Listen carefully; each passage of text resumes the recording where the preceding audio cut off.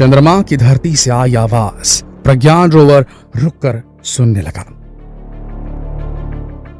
दोस्तों, चंद्रमा एकदम शांत जगह है। वहां वैक्यूम है। वहां पर कोई गैसें, कोई ऑक्सीजन, कोई हाइड्रोजन, कोई नाइट्रोजन हवा में नहीं है। अगर होगा भी तो बेहद कम मात्रा में होगा। वहां की ग्रेविटी भी बेहद कम है। धरती की ग्रेविटी से 1/6 छठा भाग समझ के चलिए।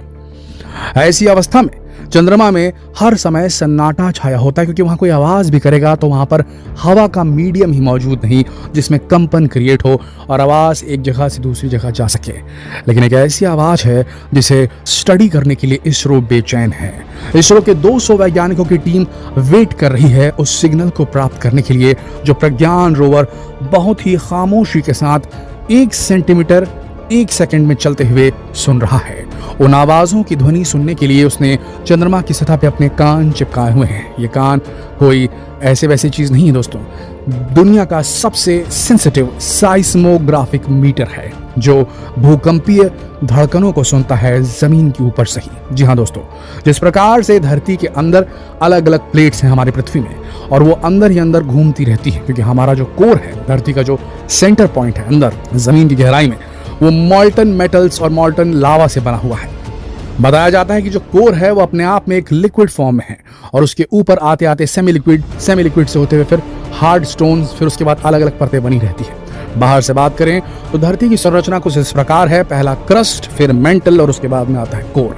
3 भागों में धरती के जो है जमीन को डिवाइड किया गया है। कुछ ऐसी संरचना चंद्रमा की भी होगी और उस चंद्रमा के अंदर अगर भूकंपीय गतिविधि होती होगी, क्योंकि भूकंपीय गतिविधि कैसे होती है, इन्हीं प्लेट्स के टकराव से।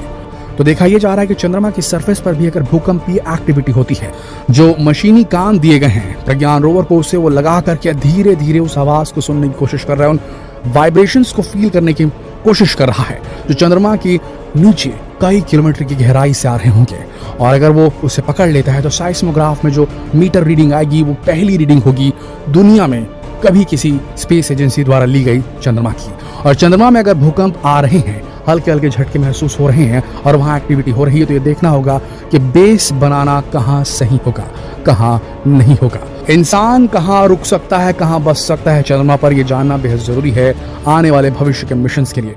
और अगर ये कंफर्म हो जाता है कि अंदर से साइस्मोग्राफिक एक्टिविटी सुनाई देने लगती है प्रज्ञान रोवर को, उसके साइस्मोग्राफ को, तो ये समझ लीजिए अगर वहां भूकंपीय गतिविधि जरा भी सुनाई दे रही है तो चंद्रमा जिसे हम सोचते हैं कि सुषुप्त है, वैसा नहीं है दोस्तों।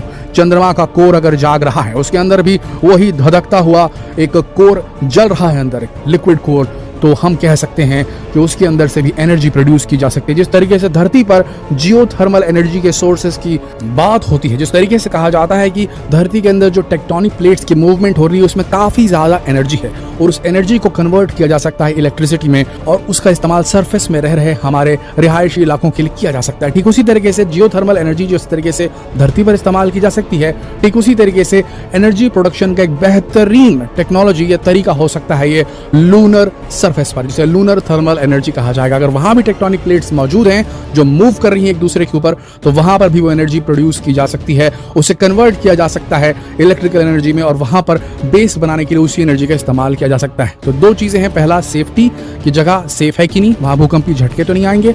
नंबर 2, अगर वहां पर एक्टिविटी हो रही तो उससे बिजली बनाई जा सकती है। तो 2 बड़ी जो उपलब्धियां हैं, या प्रज्ञान रोवर उन आवाजों को सुनकर, चंद्रमा की धरती से आ रही आवाजों को सुनकर, वाइब्रेशंस को महसूस करके ये बड़ी उपलब्धि दिला सकता है चंद्रयान 3 मिशन की सफलताओं में से एक।